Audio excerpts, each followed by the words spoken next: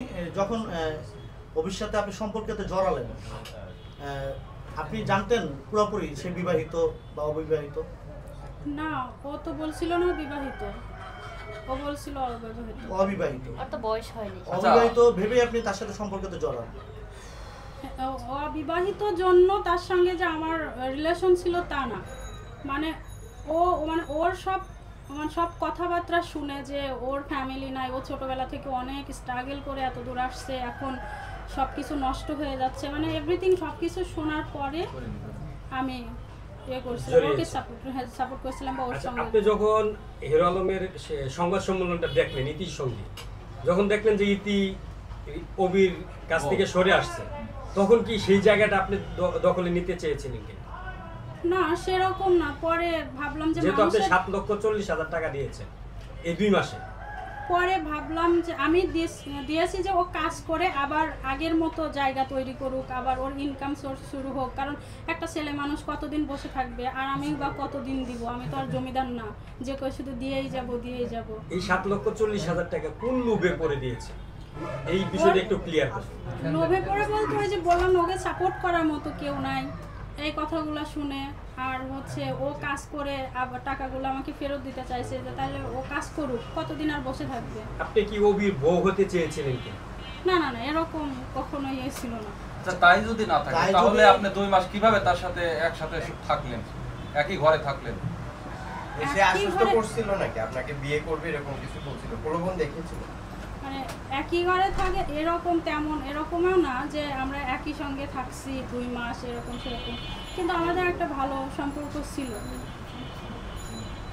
হ্যাঁ, যেটা বলছিলেন, আপনি যখন জানতে পারলেন হিরো আলম ভাইয়ের সেই দেখে সংবাদ সম্মেলন দেখে জানতে পারলেন ইতি তার ওয়াইফ, আপনারা দুজন এই জানার আগেই একসাথে ছিলেন কিনা 2 মাস? না, আমরা তো বললাম না, জাস্ট ফ্রেন্ড ছিলাম। আচ্ছা, প্রত্যেকটা সম্পর্কের একটা নাম থাকে, আপনাদের সম্পর্কে জড়ানোর আগে কি নাম ছিল? আমরা তো দুইজন ফ্রেন্ডই ছিলাম ফার্স্টে। ফ্রেন্ড থেকে মানে আপনি আমি ওকে হেল্প করছি। আপু, যেহেতু আপনি ইতি সরে যাওয়ার পরে আপনি ইন হয়েছে অবির জীবনে, 7,40,000 টাকা দিয়েছেন, রিয়ামনির সঙ্গে যখন ডান্স করে একটার পর একটা মিউজিক ভিডিও ছাড়তেছে, আপনি বলছেন যে তার টাকা দিয়েই, আপনার টাকা দিয়েই সে মিউজিক ভিডিওগুলো বানাচ্ছে। হ্যাঁ, কিন্তু আপনি কেন এতগুলো টাকা ইনভেস্ট করলেন?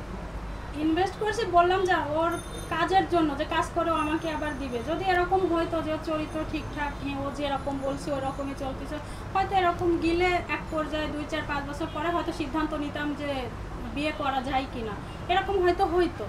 কিন্তু ওর চরিত্র সম্পর্কে আমি 2 মাস যা দেখলাম, ও ইতির বলে যে ইতির পরকীয়া আছে, মানে এটা আমি যতদূর বুঝছি সম্পূর্ণ মিথ্যা কথা। কিন্তু ও এত মেয়েদের সঙ্গে কথা বলে, আর প্রত্যেকটা ও মানে এক প্রকারের গে টাইপের, প্রত্যেকটা মেয়ের ব্ল্যাকমেল করে তার থেকে টাকা নিবে, তার থেকে এইটা চাইবে ওইটা চাইবে, আর ও অত্যন্ত লোভী। ওকে আমার একটা স্বর্ণের চেন দিয়েছিলাম ওর গলাতে, ওর দেখেন ভিডিওতে আছে প্রত্যেকটা চেন আমার, ওই চেন আমি নিয়ে নিছি। এখন নেওয়ার পর ও আমাকে ছোট লোক বলে, ছোট লোকের বাচ্চা, আমাকে চেন নিয়ে নিছে। আরে আমি তো ওকে একেবারে দিয়ে দিছিলাম না, ওর জাস্ট ভিডিওর জন্য আমাকে নিয়েছিল। আচ্ছা, আপনি একটা কথা বলছেন যে আপনি জাস্ট ফ্রেন্ড হলে তো এত টাকা পয়সা বুঝলেন, আপনাদের কোনো শারীরিক সম্পর্ক ছিল না? সত্য বলেন। না থাকলে তো মনে করেন এত টাকা কেউ দেয়, আপনি আমাকে দেবেন? সত্যটা বলুন। কথা বলেন তো, যে শাইলি করে বলতে পারবা বলে বলে।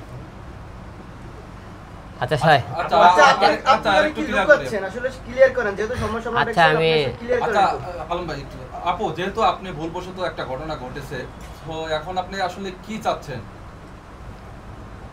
আমি চাচ্ছি আমার টাকাগুলো যেন ও দিয়ে দেয়, আর যদি ও টাকা না দেয় তাহলে তো আমাকে আইনি ব্যবস্থা নিতে হবে। হিরো আলমের পাশে কেন? আপনাকে আজকে হিরো আলমের পাশে দেখতে পাচ্ছি। ভাইয়ার পাশে আসলাম আপনাদেরকে সবাইকে বলার জন্য। আমাদের সবাইকে বলার জন্য এখন ধরে নিতে পারি আপনারা 2 সতী। যেহেতু কবির বউ ইতি ছিল, আপনি বললেন যে তো আপনার কাছে স্বীকার করে মাপ চেয়েছে, আপনি জেনে শুনেও তাকে পরে 7,40,000 টাকা দিয়েছে। তার তাহলে তো আগেও আপনার আমি সত্যি, অনেক টাকাই দিয়ে দিছিলাম। আপনার সাবেক সত্যি। না না, সত্যি নতুন, আমরা দুই বোন। এখন কি ইতির সঙ্গে হাত মিলিয়ে অবির বিরুদ্ধে আইনগত ব্যবস্থা নেবে? ইতির সঙ্গে হাত মিলায় না, কারণ টাকা তো আমি দিছি, ইতি তো দেয় নাই বা ইতিও দিতে বলে নাই। তো অভি যখন আমাকে যদি টাকা না দেয় তাহলে তো আমার এতগুলা টাকা আমাকে তো উঠাতেই হবে। আর আজকের পর থেকে তো মনে হয় না বাড়ি থেকে আমাকে মেনে নেবে। আচ্ছা, তাহলে কি করবে? এখানে তাহলে কি আলম ভাইয়ের কাছে থেকে যাবে? আলম ভাইয়ের কাছে একটা প্রশ্ন আছে, তুমি করেন। আচ্ছা বলুন। করো। তাহলে আপনাকে যদি আপনার বাড়িতে মেনে না আনে তাহলে কি আলম ভাইয়ের কাছে থেকে যাবেন কি? ভাইয়ার কাছে বোন থাকতেই পারে, কিন্তু পার্মানেন্ট না তো। মানে কাজের ক্ষেত্রে থাকবেন না পার্মানেন্ট থাকতে চান, কোনটা? না, ক্লিয়ার হয়তো করুন। কাজের ক্ষেত্রেও হতে আপনি? পারে।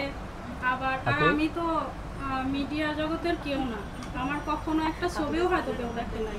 আপনারা কেন, আমার বাড়ির লোকও হয়তো আমার ছবি কেউ এখন যেহেতু আপনার অনেক টাকা, আপনি আমার যদি অনেক- কিছু টাকা ইনভেস্ট করেন আলম ভাইয়ের সাথে, আচ্ছা, আমরা প্রশ্নই আছে এখন সিরিয়াসলি আমরা তুমি একটু ইতির মুখ থেকে শুনতে চাই। হ্যাঁ, দাঁড়ান, আমি 3-4টে প্রশ্ন করি, 3-4 আপনি কিন্তু প্রশ্ন আমি করতে ওকে, ওকে। 3-4টে। পরে। আমার